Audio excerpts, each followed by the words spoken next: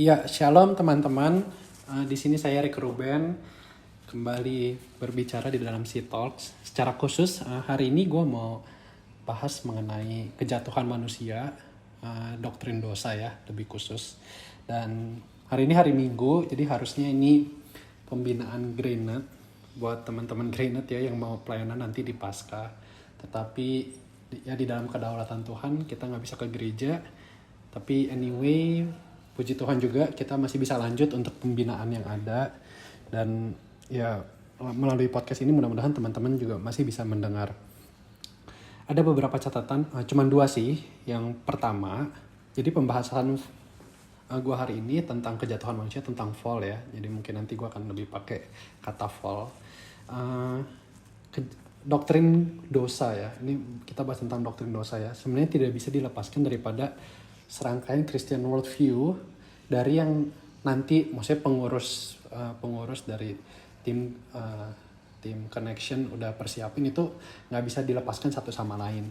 Jadi buat teman-teman yang cuman dengerin podcast ini, meskipun konklusif tetapi tidak komplit.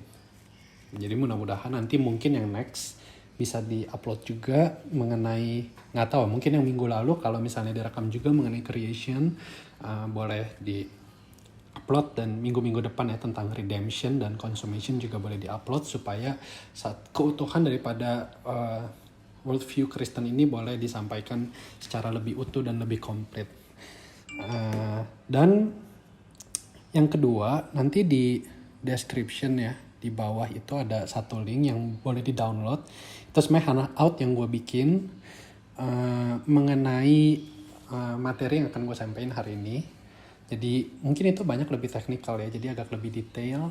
Tapi mungkin buat teman-teman yang visual boleh di-download handoutnya juga. Jadi sambil ngikutin gue ngomong di sini, teman-teman juga bisa lihat handoutnya. Ataupun mungkin buat teman-teman yang lebih seneng dengar aja, nggak apa-apa, bisa download aja sebenarnya untuk inget-ingetan aja untuk nextnya gitu ya, supaya ada pegangan. Oke, sebelum kita mulai, baiknya kita berdoa dulu ya. Mari kita berdoa. Tuhan, terima kasih sekalipun tidak bisa tatap muka dengan teman-teman pemuda daripada Connection, dan hamba juga percaya ada teman-teman lain mungkin yang di luar daripada GKBSD yang lagi mendengar podcast ini. Hamba berdoa supaya lewat pembicaraan, lewat materi yang disampaikan di dalam podcast ini benar-benar boleh memberikan suatu kebenaran, dan kiranya itu boleh menegur setiap kami, secara khusus anak muda yang ingin hidup bagi Tuhan. Kami boleh mengerti satu sisi betapa berdosanya diri kami dan perlunya kami berduka akan dosa-dosa kami. Tuhan, tolong Roh Kudus kiranya bekerja di dalam setiap kami yang mendengarkan dan juga hamba-Mu yang menyampaikan. Terima kasih ya Bapa, berdoa di dalam nama Tuhan Yesus Kristus. Amin. Ngomong-ngomong jadi keinget, jadi sebenarnya nanti pembicaraan gue ini terbagi menjadi 2 ya. Terbagi menjadi 2 itu, bagian yang pertama itu, kalau lihat di artikelnya itu judulnya Cry for the Youth and Youth for the Cry. Nah, yang pertama itu mungkin gue akan lebih banyak teknis, apa sih doktrin dosa, dan sebenarnya ini menjadi satu cry for the youth ya, menjadi satu seruan, menjadi satu peringatan, jadi satu teriakan bagi anak muda untuk kembali menyadari dirinya ya, yang begitu berdosa, yang begitu bobrok di hadapan Tuhan ya. 3 hari yang lalu ya, saya baru baca berita dari HP. Ada pemberitaan bahwa polisi di Wuhan itu dia meminta maaf kepada keluarga Dr. Li Wenliang. Li Wenliang ini itu mendapat julukan whistleblower ya, akan penyakit coronavirus yang sekarang udah jadi pandemik ini ya. Jadi Dr. Li Wenliang ini waktu itu pertama-tama ya, Desember itu dia udah lihat nih satu simptom ya yang udah, ini kayaknya mirip-mirip nih sama SARS, mirip sama MERS. Dia ngomong di grupnya di WeChat sama koleganya, sama dokter-dokter lain, lalu mulai nyebar, dan polisi panggil dia. Karena waktu itu mulai nyebar, dia dianggap meresahkan masyarakat dengan berita yang disampaikannya. Dia didisiplin sama polisi, dia dipanggil ke kantor, bahkan disuruh tanda tangan untuk mengakui perbuatannya itu salah. Kalau dia nggak mau tanda tangan, nggak boleh pulang. Yang kedua ini dari direktur unit emergensinya di Wuhan Central Hospital. Dia udah melihat juga nih akan gejala-gejala yang mirip penyakit SARS. Tapi dia diminta atasannya, diminta pihak rumah sakit untuk tidak membuka kasus ini. Jadi dalam wawancaranya itu ya, waktu itu saya baca di berita South China Morning Post, dia bilang gini lah, kurang lebih mungkin kalau diterjemahkan dia akan bilang seperti ini. Kalau tahu ya wabah ini akan menjadi besar seperti ini, pasti saya akan ngomong ke everyone, dia bilang. Meskipun saya sudah diperingati. Kalau saja waktu itu bisa diputar, dia bilang, saya akan kasih tahu ke semuanya.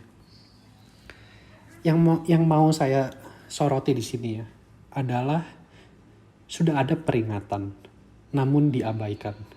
Sudah ada keresahan ini ya, sudah disampaikan oleh dokter, oleh tadi dari direktur dari departemen OGD itu, tapi disuruh diam, nggak boleh diomongin. Ada pandemi lain ya, ada pandemi lain yang serupa, yang begitu udah menyebar bahkan ke seluruh manusia. Tapi ini juga sudah mulai diabaikan. Bahkan saat diberitakan malah disuruh diam. Pandemi itu adalah dosa ya. Bahkan kalau dilihat gereja-gereja belakangan, ini in general dan secara subjektif saya mungkin, gereja mulai diam dan meninabobokan jemaat dengan khotbah yang enak di telinga jemaat. Sebenarnya ya, kalau kita mau uji mimbar, kita bisa uji, kita lihat gini aja, apa pesan dari mimbar yang biasa kita dengar gitu. Apakah selama ini terjadi kejompangan teologi, misalnya yang selama ini kita dengar akan kasih Allah, Allah mengasihi kita terus setiap minggu itu. Tetapi kita nggak pernah dengar akan murka Allah terhadap dosa. Ini pun merupakan suatu ketimpangan. Demi apa? Demi reputasi gereja. Tentu jemaat akan lebih senang pengkhotbah yang mengkhotbahkan mengenai kasih Allah. Ataupun berita-berita yang mungkin mengenakan dengan telinganya, teologi kemakmuran lah, atau hal-hal yang lain. Jadi di bagian pertama ini kiranya kita setiap anak muda bisa aware akan satu peringatan. Jadi sebenarnya dari doktrin dosa ini nanti akan dipaparkan di bagian pertama, kita boleh ya benar-benar sensitif bahwa iya ya, ternyata dosa itu nggak boleh dianggap hal yang gampangan. Itu bukan satu hal yang ecek di hadapan Tuhan ya, tapi itu hal yang serius. Setidaknya ntar di bagian pertama, dua peringatan ini berkaitan dengan, yang pertama dengan makna ya, dan yang kedua berkaitan dengan status keberdosaan kita ya. Jadi pertama nanti tentang makna dan kedua tentang status. Lalu di bagian kedua, bagian yang terakhir, saya kan tadi beri judul Cry for the Youth and Youth for the Cry. Youth for the Cry ini adalah sebenarnya satu respon atau satu lanjutan dari kesadaran akan diri kita yang berdosa. So what kalau kita ini udah sadar kita berdosa? Banyak orang di zaman sekarang kayak, ya udah gue berdosa terus kenapa? Ya udah kan life must go on. Ya gue tetap jalanin aja hidup gue.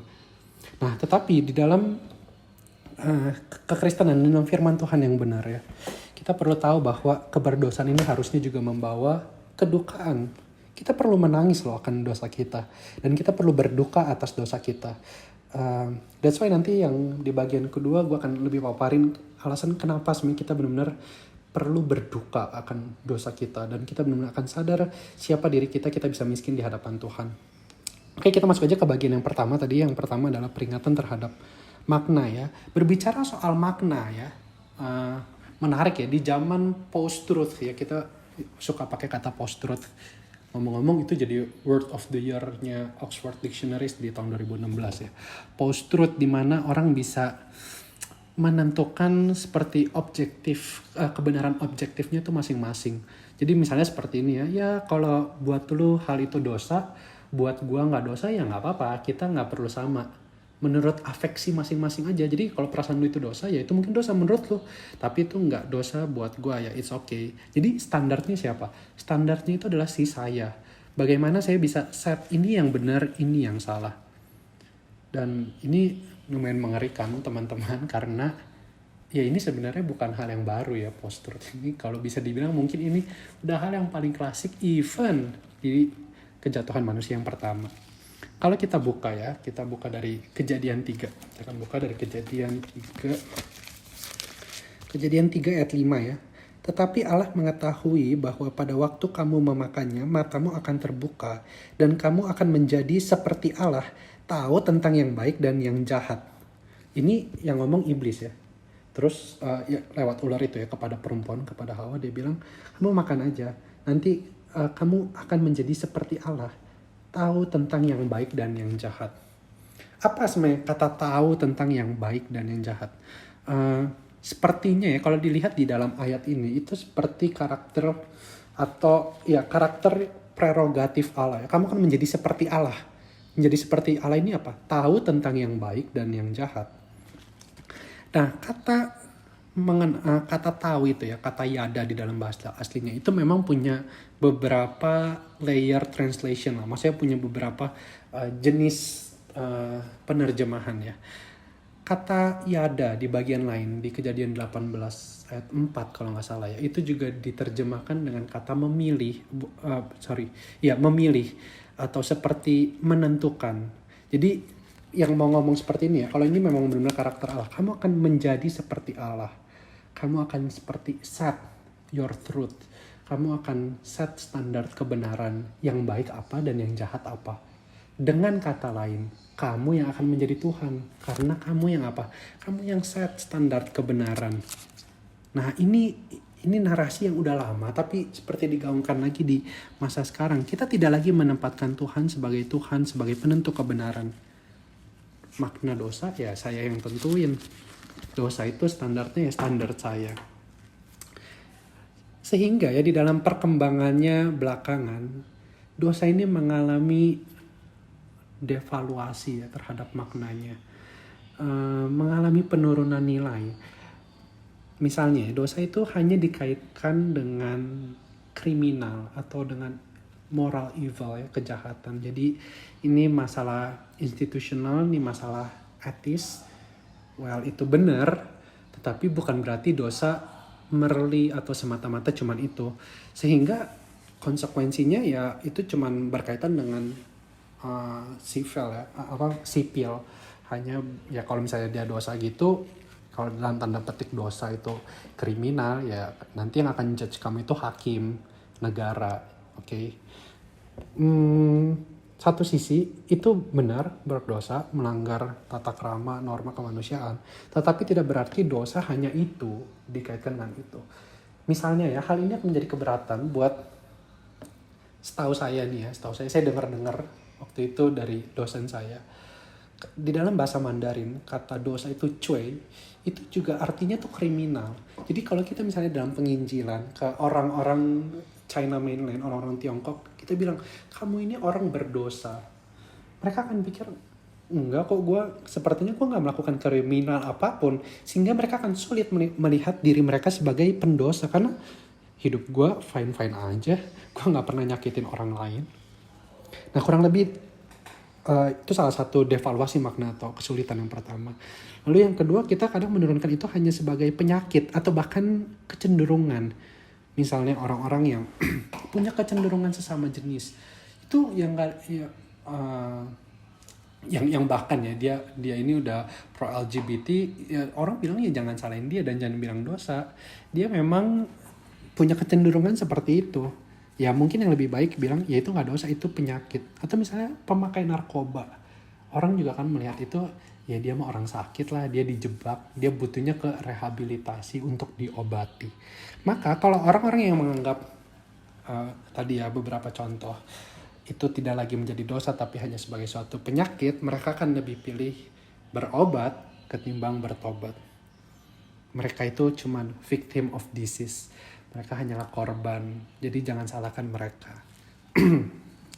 Bahkan yang paling parah ya, kadang dosa itu hanya dikaitkan dengan kegagalan atau kekhilafan. Dosa kadang greget juga kalau orang kayak udah berbuat salah terus apa-apa bilangnya kilaf. Jadi kita benar-benar perlu set a good definition terhadap dosa itu apa sih sebenarnya. Di dalam beberapa buku yang gue baca, nggak banyak lah, beberapa aja. Salah satu yang definisi yang paling gue suka tuh dari Cornelius Plantinga, bukunya itu Not the Way It's Supposed to Be. Dia bilang gini, dosa itu adalah satu vandalisme atau satu perusakan terhadap shalom. Maksudnya apa? Itu perusakan terhadap shalom. Ya intinya kita menghalangi sesuatu menjadi yang seharusnya. Yang seharusnya itu apa? Minggu lalu buat teman-teman yang mungkin udah ikut pembinaan di bagian yang pertama mengenai creation. Jadi ya itu, creation itu Tuhan punya original intention, Tuhan punya maksud di dalam semua bagian yang Ia ciptakan. Dan saat itu tidak sesuai ya dengan maksudnya, tidak sesuai dengan, misalnya nih ya, kita beli lemari di IKEA, terus kita ngerakitnya, tapi kita ngerakitnya itu nggak sesuai dengan manual booknya, yaitu berarti itu sama seperti gambaran seni vandalisme terhadap shalom. Ya, jadi dosa itu hal yang nggak seharusnya lah gitu. Kalau kata Hamartia itu biasa yang kita sering dengar ya, meleset daripada sasaran. Ya kurang lebih seperti itu, tidak sesuai dengan tujuan yang seharusnya diciptakan. Dosen saya Pak Daniel Lukito juga dia menulis buku tentang doktrin dosa. Di dalam bukunya dia cukup jelas ya, dia membagi bahwa kita ini berdosa di dalam 3 tahap. Bukan dalam 3 tahap, di dalam 3 sense yang berbeda. Yang pertama, kita berdosa secara status. Jadi secara legal ya. Ini kalau gambaran misalnya di orang hukum ya, atau misalnya kita di pengadilan, kita itu status kita guilt, status kita bersalah di hadapan Allah. Terus yang kedua, secara habitus. Maksudnya secara habitus di sini kita punya kecenderungan. Jadi di dalam diri kita tuh kita punya hasrat yang pengennya tuh berdosa terus dan kita rasanya nggak bisa lepas. Teman-teman boleh baca tuh di Roma 7 ya, bagaimana Paulus tuh bergumul banget ya untuk benar-benar dirinya itu bisa lepas daripada dosa. Ya itulah manusia, kita nggak pernah lepas daripada will kita untuk maunya tuh berdosa. Dan kita pun akan diminta pertanggungan jawab akan setiap dosa yang kita lakukan. Lalu yang terakhir, Pak Daniel Lukito ini bilang juga kita berdosa secara aktus. Jadi tidak hanya secara will, kita bahkan benar-benar melakukan dosa itu ya, secara real, secara konkret, secara personal. Coba deh di sini setiap hari ya, kita pasti bisa mention lah, at least yang kita sadari dosa secara aktus ini, at least 5 lah kita bisa mention. Kita nggak pernah lepas yang namanya dosa dari aktus ini ya. Maksudnya secara aktus ini kita pasti akan berdosa terus setiap harinya. Dan 3 hal ini ya menunjukkan akan kelekatan diri kita terhadap dosa. Dosa itu seperti inevitable buat kita. Dan status kita di hadapan Tuhan ya, kita adalah orang-orang yang berdosa, yang benar-benar butuh mercy ya di hadapan Tuhan. Bicara soal ini ya, status ya, mengenai diri kita sebagai orang berdosa buat anak muda sebenarnya bukan satu hal yang mudah. Apalagi di zaman sekarang ini ya. Saya pernah dengar seminar katanya generasi Z itu ya, nilai yang paling penting buat mereka itu jati diri. Jadi isu yang buat mereka itu adalah, yang mereka cari itu adalah afirmasi. Afirmasi terhadap eksistensi diri mereka. Probably nih ya, I guess. Mungkin ayat-ayat favorit mereka itu yang gak jauh-jauh seperti saya dikasihi, saya diterima oleh Tuhan, karena sepertinya jati diri saya itu ditemukan kembali. Saya mendapatkan afirmasi daripada Tuhan. Tetapi on the other hand, kita perlu tahu, kita perlu sadar, dan inilah firman Tuhan juga yang menyatakannya bahwa si saya yang diterima ini adalah orang berdosa. Kalau ya bisa lihat, ya maksudnya di dalam diri kita ya, di dalam keseharian kita ini bobrok kok di hadapan Tuhan. Orang gak ada yang tahu pikiran kita, orang gak ada yang tahu motif kita, orang banyak gak tahu seluk beluk hal yang paling gelap di dalam diri kita, tetapi Tuhan tahu, dan kita gak bisa tutupin itu di hadapan Tuhan. Terimalah bahwa ya diri kita memang orang berdosa dan kita perlu belas kasihan Tuhan. kadang ya, ini sering juga ya pengkhotbah bahkan berbicara bilang seperti ini ya. Tuhan tidak senang dengan dosanya, tapi bukan dengan si pendosa atau yang melakukan dosa. Gua rasa kita perlu hati-hati ya di dalam kalimat ini. Kenapa? Karena ya memang Tuhan gak senang dengan dosanya, tetapi dosanya itu somehow nggak bisa dilepaskan juga di dalam diri kita, si sang person ini, si saya ini yang pelaku dosa itu. Kalau lihat di Alkitab, Tuhan tolak kok orang-orang berdosa. Tuhan hukum orang-orang berdosa. Yang gak percaya Tuhan itu ya di generasi pertama bangsa Israel. Mereka mati di padang gurun. Gak bisa masuk tanah perjanjian. Hanya karena dosa mereka. Dan yang tadi ini mengenai makna. Yang kedua tadi juga gue pengen bilang mengenai status keberdosaan kita. Gue harap teman-teman mungkin bisa banyak lebih detail perhatiin di handoutnya ya, itu akan jelasin lebih banyak. Sebenarnya gue jelasin tiga poin sih yang penting di situ. Yang pertama mengenai original sin ya. Jadi status keberdosaan kita itu nggak bisa terlepas daripada dosa warisan. Ya, dosa warisan ini maksudnya karena kejatuhan daripada Adam. Ini boleh lihat misalnya di Roma 5 ya. Roma 5 teman-teman boleh baca. Ya kita juga berdosa karena Adam telah melakukan dosa. Jadi sejak lahir, sejak dalam kandungan itu ya, Daud bilang di Mazmur 51 ayat 7 dia ngomongnya itu, bahkan di dalam kandungan ibuku saja aku sudah dikandung di dalam dosa. Ya, di dalam kesalahan aku diperanakan, dalam dosa aku dikandung ibuku. Jadi lahir itu kita bukan kayak kertas putih ya. Lahir itu ya kita bisa udah orang berdosa sampai segitunya ya. Lalu yang kedua yang saya bahas juga di handout itu adalah total depravity. Total depravity ini adalah kerusakan yang menyeluruh atau total ya. Jadi kalau Berkov itu ya bilang ya, untuk ke seluruh natur, tubuh maupun jiwa kita itu ya udah berdosa. Dan gak ada kebaikan rohani sama sekali. Mungkin kebaikan secara moral kita bisa lakukan. Tetapi di hadapan Tuhan itu ya kita ini orang berdosa. Bahkan Yesaya 64 ayat 6 aja bilang kesalahan kita itu seperti kain kotor di hadapan Tuhan. Dengan di bagian lain Agustinus bilang bahwa free will kita itu sudah diperbudak oleh dosa. Ya kita bisa bilang ya itu free will sih, tapi will kita itu udah dibilang udah enslaved by sin, udah diperbudak oleh dosa. Dan sebenarnya yang mau jadi penekanan gue mungkin di podcast ini lebih ke status kita ya. Status hukuman kita apa sih? Paling gampang ya di dalam Kejadian awal itu Tuhan bilang kan udah diperingatin tuh dari Kejadian 2 ya. Kejadian 2 ayat 17. Gue akan bacain aja Kejadian 2 ayat 17.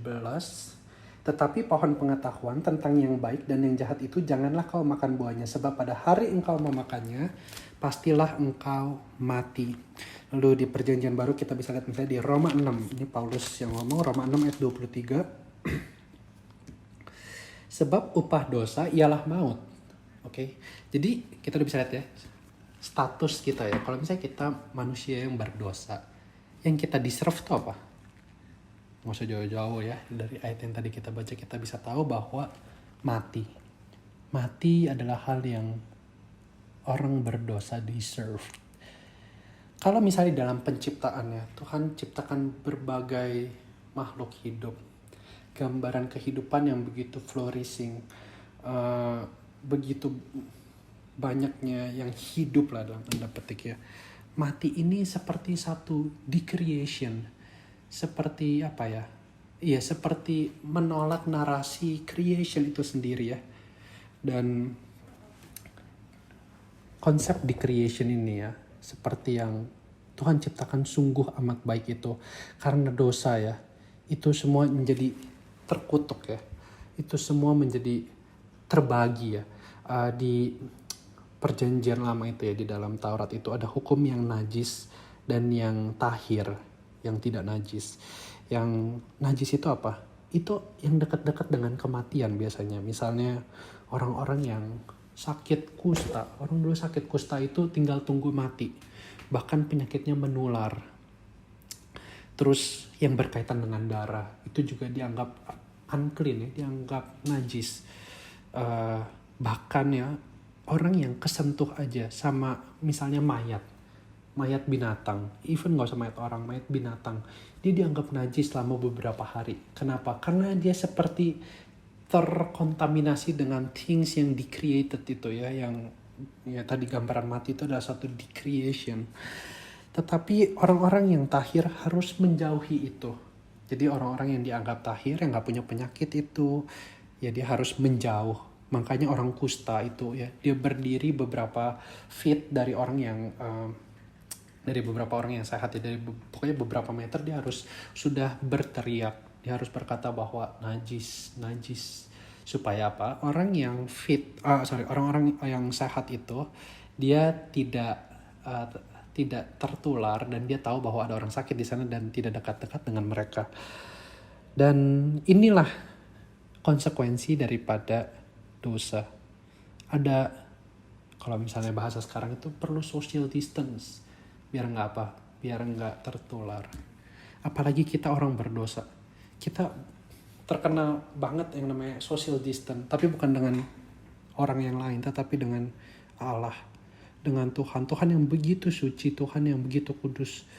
Nggak bisa loh menerima kita. Tuhan adalah sumber hidup itu sendiri ya. Kalau Yohanes tuh suka banget bahwa Allah itu adalah hidup itu sendiri, sumber hidup. Kita orang yang berdosa itu udah teralienated, kita udah terasingkan daripada Allah. Dan kematian di sini merujuk kepada kematian fisik. One day kita akan mati di dalam tubuh kita. Dan yang lebih celaka, ada kematian spiritual dan kematian kekal. Dan inilah akibat dosa yang ya menurut gue perlu lah untuk kita 1-2 kali ya. Di dalam seminggu kita ada pengakuan dosa, well good. Tetapi juga di dalam keseharian kita, di dalam saat teduh kita harus tahu loh akan status kita sebenarnya siapa.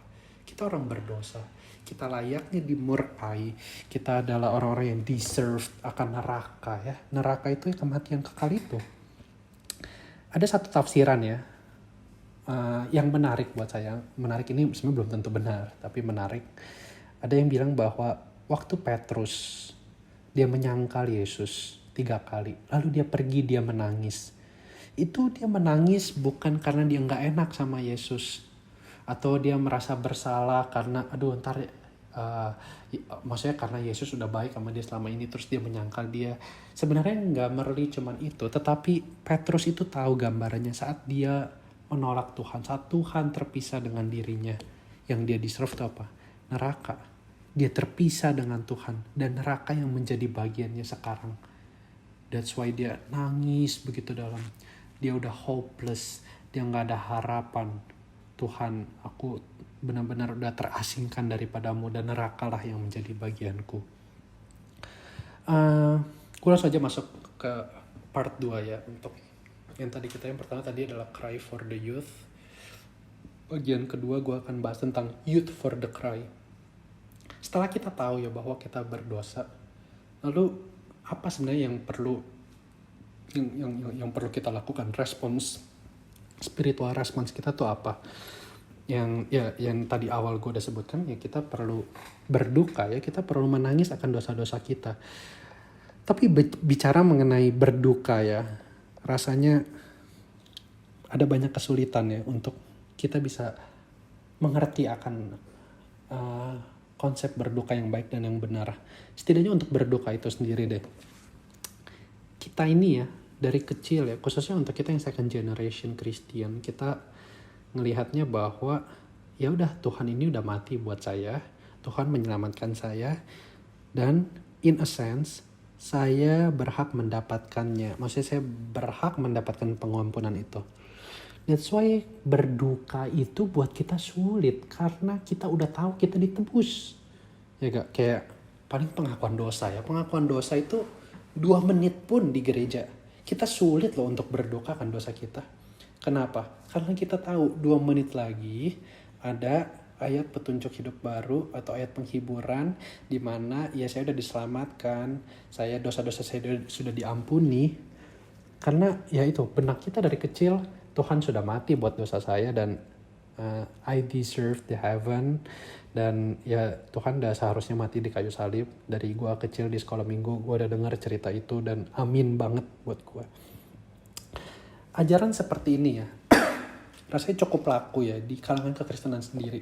Ada, kalau di artikel gue ada di handout itu gue ada bahas tentang Hyper Grace ya. Itu Hyper Grace tuh gerejanya cukup rapidly develop ya, baik secara kuantitas jemaat, di khususnya di Singapura tuh ya ada si Joseph Prince dengan gerejanya New Creation. Mereka mengajarkan ya, tentu Hyper Grace ini stereotype lah daripada orang-orang Kristen terhadap mereka yang sangat meninggikan anugerah sehingga kehilangan esensi anugerah itu. Dia bilang gini, ajaran mereka itu adalah Tuhan sudah mengampuni, anugerahnya sempurna dari masa lalu, sekarang, dan masa depan. Seems good doctrine ya, sounds a good doctrine. Tapi dia bilang gini ya, that's why kita nggak perlu lagi menyesal akan dosa-dosa kita. Makanya kalau nggak salah itu dalam liturgis mereka nggak ada yang namanya pengampunan dosa. Mereka lebih senang dengan apa? Ya Tuhan sudah menyelamatkan kita nggak perlu lagi berduka, kita nggak perlu lagi minta ampun sama Tuhan. Tapi bukan berarti mereka juga mengajarkan hal yang berfoya-foya atau melakukan dosa, tentu tidak. Tetapi mereka bilang there's no time for weep. Yang penting kita sekarang udah diselamatkan dan itu yang harus kita pegang. Dan ini masuk dalam ajaran kekristenan ya teman-teman, dan bahkan nggak usah dalam kekristenan ya, di dunia kita saat ini atau nggak usah jauh-jauh, mungkin teman kampus kita, teman kerja kita sangat syarat sekali dengan moto-moto enjoy aja lah hidup, jangan dibawa susah, bawa santai, YOLO, you only live once ya. Lu cuma hidup sekali, lu enjoy aja lah. Sehingga yang tadi ya, untuk berduka, hal-hal yang tidak seharusnya terjadi itu gak masuk di dalam narasi kita. Itu gak masuk di dalam mindset kita. Iya ya, kita hidup sekali ya udah, kita hidup happy-happy aja. Jangan dibawa terlalu susah. Dan ya inilah kondisi kita saat ini ya. Tapi saya rindu untuk kita coba lihat di dalam firman Tuhan ya. Setidaknya ada firman Tuhan bagian yang cukup memberkati saya ya secara personal ya. Di Matius 5 ayat 3-4 dia bilang gini ya. Ini ucapan bahagia. Berbahagialah orang yang miskin di hadapan Allah, karena merekalah yang empunya kerajaan surga. Berbahagialah orang yang berduka cita, karena mereka akan dihibur. Ajaran bahagia kekristenan dengan konsep ajaran bahagia YOLO versi dunia sangat bertolak belakang, very upside down, sangat terbalik ya. Di tengah Tuhan bilang berbahagialah orang yang miskin di hadapan Allah, bahkan berbahagialah orang yang berduka cita. Berduka cita akan apa? Kita akan lihat lagi di Yakobus 4 Yakobus 4 ayat 8-10. Saya akan bacakan. Mendekatlah kepada Allah, dan Ia akan mendekat kepadamu. Tahirkanlah tanganmu, hai kamu orang-orang berdosa, dan sucikanlah hatimu, hai kamu yang mendua hati. Sadarilah kemalanganmu, berduka cita dan merataplah. Hendaklah tertawamu kamu ganti dengan ratap, dan sukacitamu dengan duka cita. Rendahkanlah dirimu di hadapan Tuhan, dan Ia akan meninggikan kamu. Di dalam ucapan bahagia tadi, Matius 5 ayat 3 itu, berbahagialah orang yang miskin. Kata miskin di sana ya, dari bahasa Yunani petokos, itu sangat miskin, artinya beggarly poor ya, itu seperti pengemis. Kita itu perlu sadar ya akan kehancuran diri kita. Yang tadi kalau kita tahu akan diri kita yang bobrok total depravity, kita benar-benar rasanya kita tuh mesti ngemis di hadapan Tuhan, karena kita gak deserve hal yang baik apapun di hadapan Tuhan. Hal ini baik sekali digambarkan oleh Lukas ya. Di Lukas 18 itu seorang pemungut cukai doa, waktu itu di-compare sama orang Farisi dalam perumpamaan yang diberikan Lukas. Lukas bilang gini ya di Lukas 18 ayat 13 saya akan bacakan. Tetapi pemungut cukai itu berdiri jauh-jauh, bahkan ia tidak berani menengadah ke langit, melainkan ia memukul diri dan berkata, singkat, Dia cuma ngomong gini, ya Allah, kasihanilah aku orang berdosa ini. Ini cukup berlawanan dengan orang Farisi ya, yang begitu membanggakan diri. Doanya panjang, dia banyak boasting terhadap dirinya sendiri. Tetapi yang Tuhan perkenankan itu pemungut cukai, yang di dalam kemiskinannya dia rasa dia tidak layak. Bahkan dia berdiri jauh-jauh, dia pukul diri, dia berkata, ya Allah, kasihanilah aku orang berdosa ini. Di bagian lain Paulus ya, Paulus itu perjalanan spiritualnya unik teman-teman. Dia mengenal Tuhan itu layer by layer ya. Di 1 Korintus ayat 5, pasal 15 ayat 9, dia bilang dirinya gini, saya ini adalah orang yang paling hina di antara para rasul. Lalu dia banyak mengadakan perjalanan misi lagi. Dia tulis surat ke jemaat Efesus. Efesus 3 ayat 8. Dia semakin kenal Tuhan. Dia bilang, saya sekarang paling hina di antara orang kudus. Di antara orang yang percaya Tuhan, saya yang paling hina. Lalu di terakhir, 1 Timotius, kemungkinan kitab Timotius ini ditulis menjelang akhir hidupnya, khususnya 2 Timotius. Tapi di 1 Timotius 1, dia makin kenal Tuhan, dia makin sadar betapa hina, betapa najis dirinya. Dia bilang, saya orang paling berdosa. Sekarang komparasinya apa? Di antara semua orang berdosa, saya yang paling berdosa. Ini yang Paulus rasakan waktu dia semakin melihat kekudusan Tuhan. Saat dia mengenal siapa Tuhan, dia tahu dirinya gak pernah layak untuk dapat keselamatan. Dia gak pernah layak untuk apa? Untuk bisa dapat privilege untuk melayani Tuhan. Mungkin sampai sini kita boleh reflect kali ya. Mungkin di sini teman-teman ada beberapa yang udah aktivis. Dan I expect teman-teman ya udah punya spirituality level yang juga udah lebih develop lah ya. Yang udah lebih mendalam. Kita ada gak melihat diri kita ini sebagai orang yang benar-benar berdosa ya? Paling gampang waktu kita pengakuan dosa deh di hari Minggu. Kita benar-benar kayak waktu kita mengakui dosa kita itu, kita datang ya dengan, wah iya ya, saya ini orang yang gak layak. Kalau di Mazmur 15 itu bilang ya, siapakah yang dapat menghadap Tuhan? Siapakah yang dapat bertahan di dalam gunungnya? Ini saya bacain aja deh, Mazmur 15 ya. Ayat 1 itu ya, Tuhan siapakah yang boleh menumpang dalam kemahmu? Siapa yang boleh diam di gunungmu yang kudus? Yaitu dia yang berlaku tidak bercela. Ada gak kita bilang gini, Tuhan iya ya, saya gak pernah layak loh datang di hadapan Tuhan. Saya ini orang berdosa. Saya gak deserve hal yang kudus, yaitu berdiri di hadapan Tuhan. Atau seringkali kita lebih melihat diri kita bandingannya dengan orang lain. Misalnya ya, saya kayaknya gak sedosa dia deh. Saya kayaknya masih fine-fine aja. Saya mah paling buka pornografi wajar lah. Well, semua juga melakukannya. Tapi kan saya nggak separah dia yang udah melakukan seks bebas sana sini.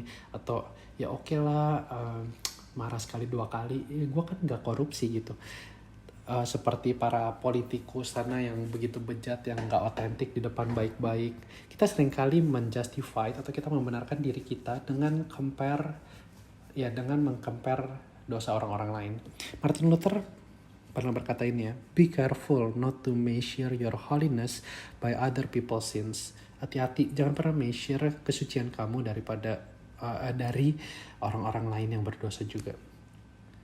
Tetapi kita perlu lihat apa? Ya kita perlu lihat kesucian Tuhan untuk tahu seberapa berdosanya kita. Simple, Tuhan itu Allah yang maha suci.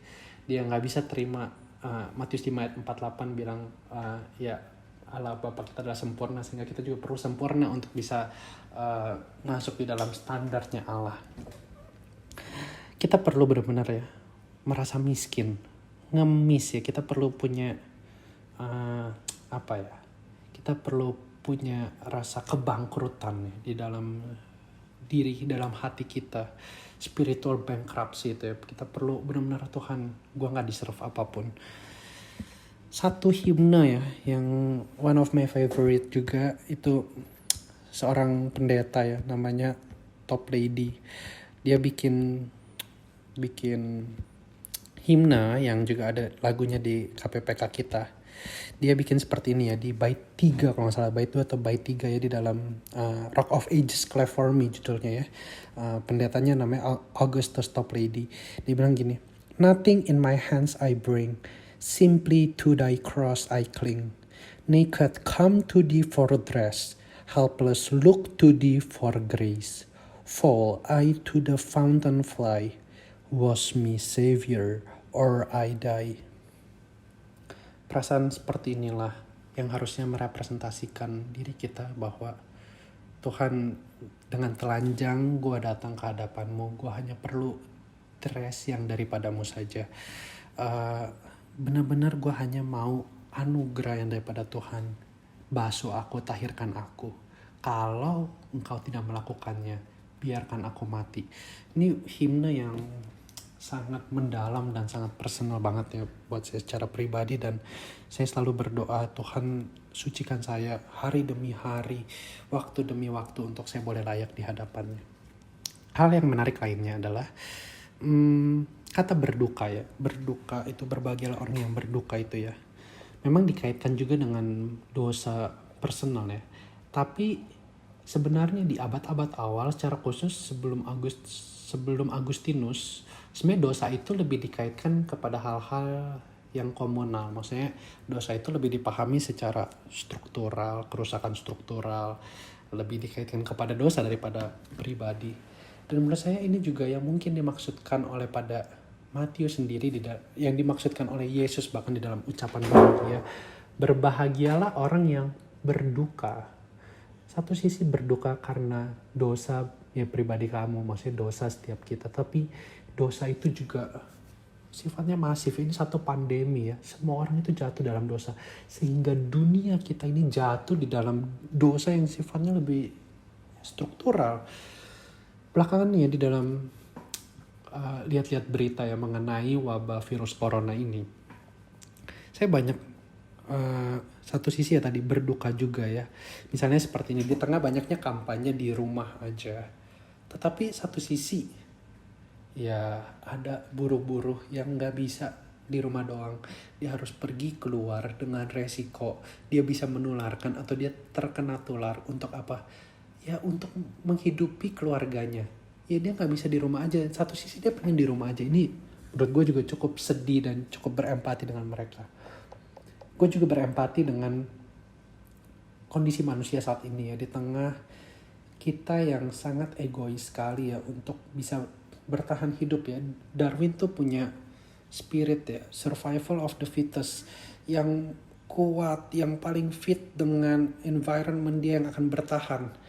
Kalau kamu nggak punya uang, kamu nggak punya apa, kamu akan lama-lama tersisihkan. Di tengah ini ya, kita lagi mengalami krisis global belakangan.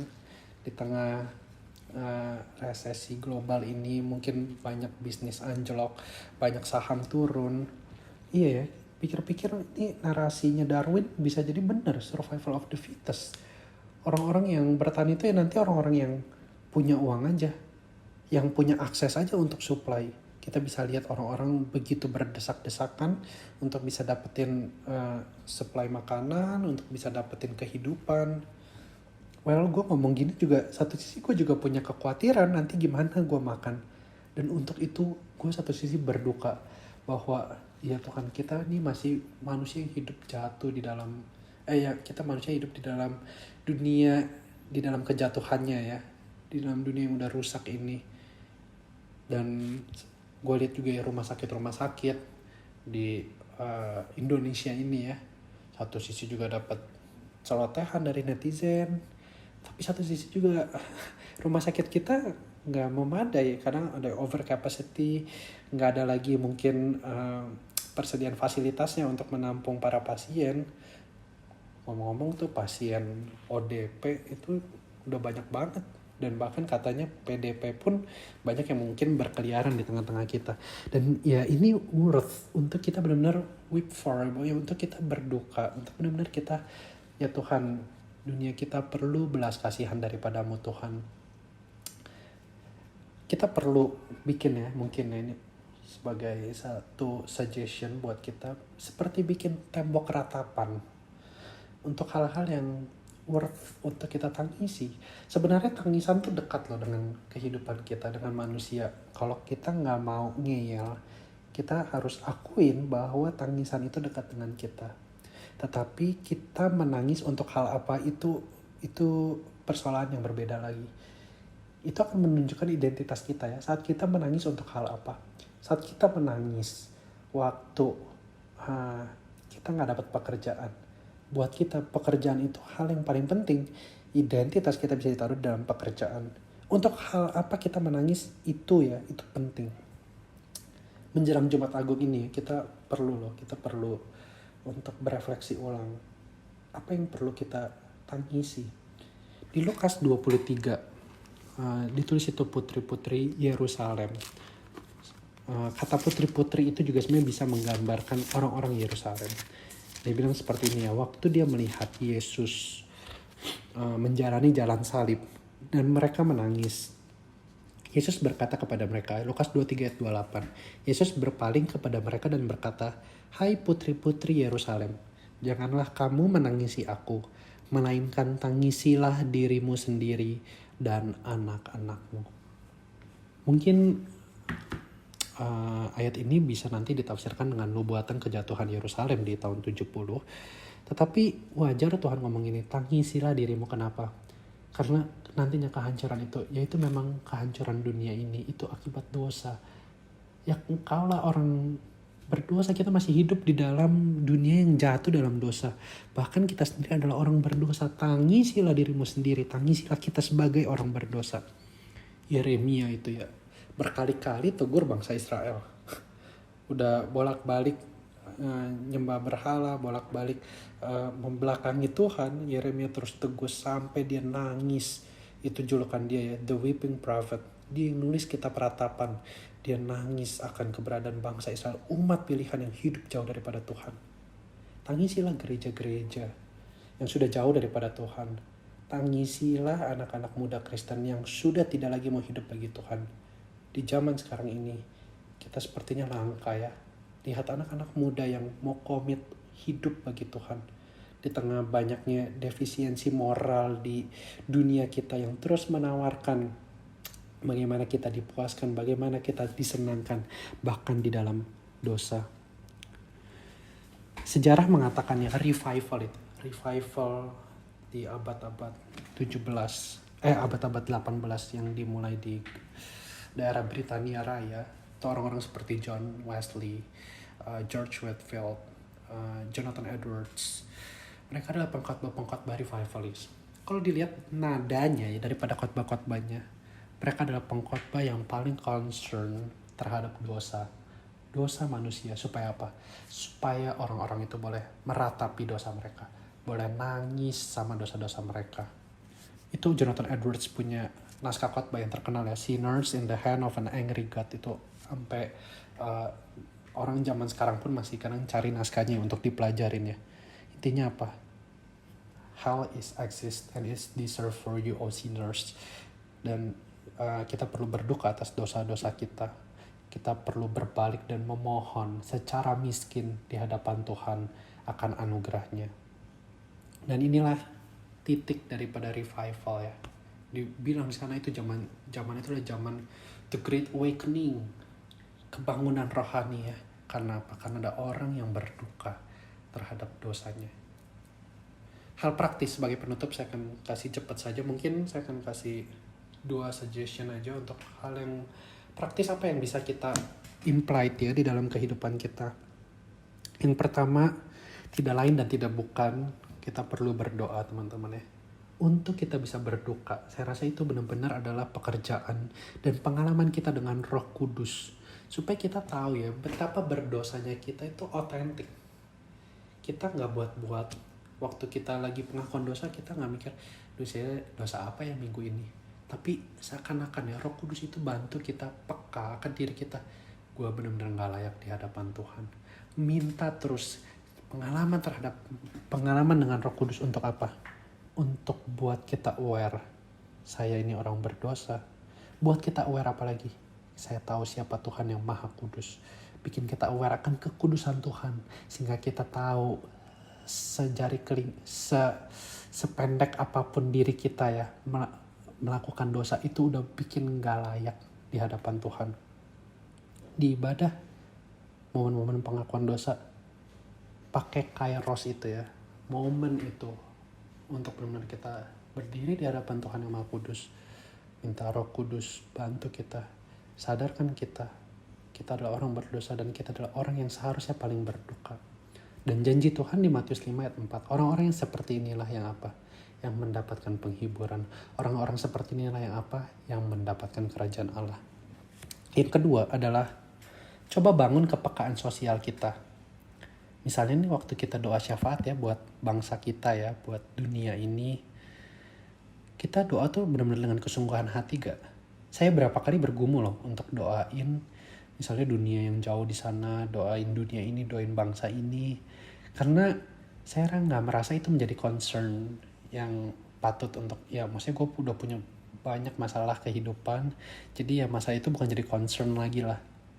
Tetapi ini menunjukkan ya egoistis diri gue juga. Seharusnya kalau misalnya kita mau aware sedikit aja ya sama permasalahan dunia, kita bisa loh punya sense kedukaan terhadap dunia kita ini.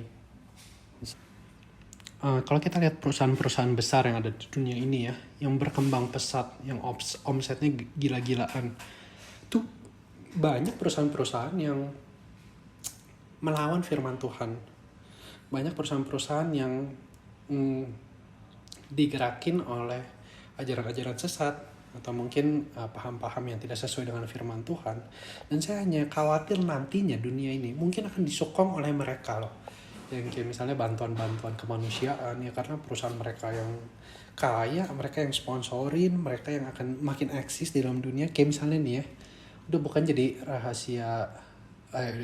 jadi rahasia lagi ya, kita udah tahu bahwa industri pornografi itu begitu besar. Dan orang selalu masukin omset mungkin ya, mungkin itu udah proyek miliaran dolar di belakangnya itu ya untuk industri pornografi. Industri-industri yang pro LGBT kita tahu lah ya, merek-merek yang sering kita pakai itu perusahaan-perusahaan yang apa, yang mendukung gerakan-gerakan LGBT. Bahkan perusahaan-perusahaan kayak judi ya, itu yang sponsorin klub-klub bola ya, yang tim-tim besar itu perusahaan-perusahaan judi kebanyakan. Dan that's why itu patut dimana kita untuk berduka atas dunia kita yang jatuh ini.